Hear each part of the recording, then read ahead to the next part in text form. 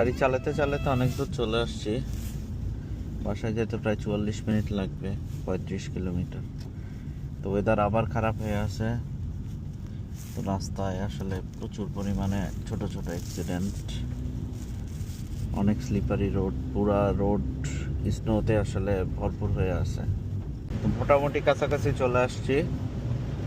এই হয়েছে অবস্থা, পুরা স্নো স্ট্রমের মতো স্নো পড়তেছে এবং প্রচণ্ড বাতাস, পাশাপাশি স্নোফল হচ্ছে। রাস্তার কন্ডিশনও খারাপ।